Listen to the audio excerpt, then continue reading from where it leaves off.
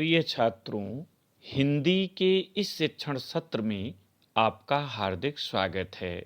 आज हम काव्यखंड के अंतर्गत कवि हरिवंश राय बच्चन जी के परिचय का अध्ययन करेंगे।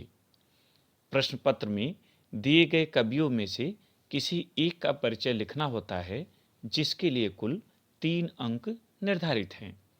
प्रायः जीवन परिचय, भाषा शैली, रचनाएं और हिंदी साहित्य में स्थान, इन शीर्षकों के अंतर्गत उत्तर लिखने की परंपरा है। तो आइए इन्हीं शीर्षकों के अंतर्गत हम हरिवंश राय बच्चन जी का जीवन परिचय देखें। आप परिचित होंगे कि हरिवंश राय बच्चन जी सिने स्टार और सदी के महानायक अमिताभ बच्चन जी के पिता हैं और प्रेम एवं मस्ती के काव्य के लिए आज भी हिंदी साहित्य में याद किए जाते हैं।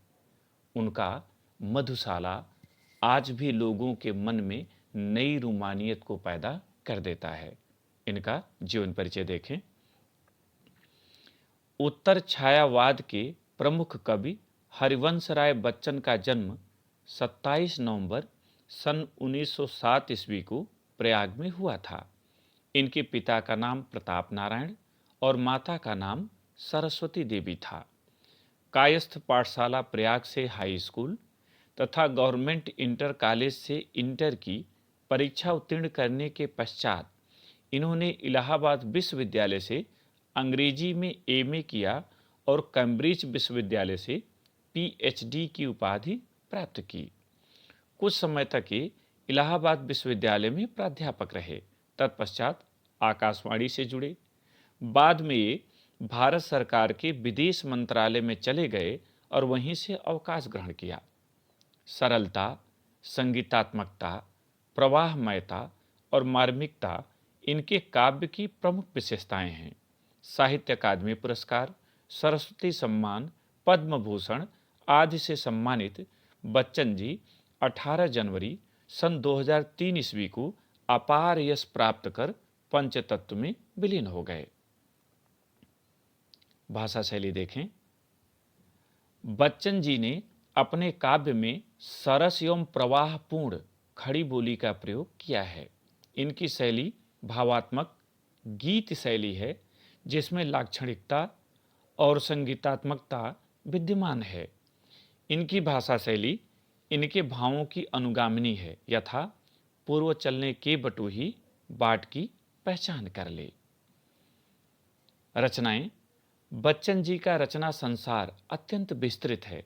प्रमुख रचनाएं निम्नवत हैं: मधुशाला, मधुबाला, मधुकलश, निशा निमंत्रण, बुद्ध का नाच घर, मिलन यामिनी, दो चट्टाने, जाल समेटा, एकांत संगीत आदि।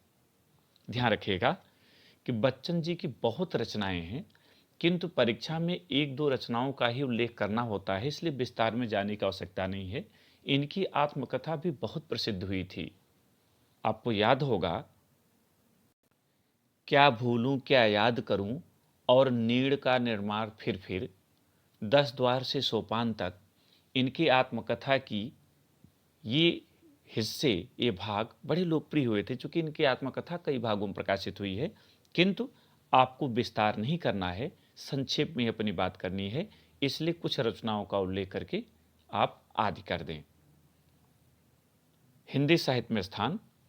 असाधारण प्रतिभा संपन्न साहित्यकार बच्चन जी का हिंदी साहित्य में अद्वितीय स्थान है। वस्तुतः ये अपने प्रेम और मस्ती भरे काव्य के लिए हिंदी साहित्य में सदैव स्मरणीय रहेंगे। इस भाग में इतना ही। अगले भाग में इनकी कृति का एक हिस्सा लेकर उपस्थित होंगे। तब तक के लिए बहुत बहुत धन्यवाद।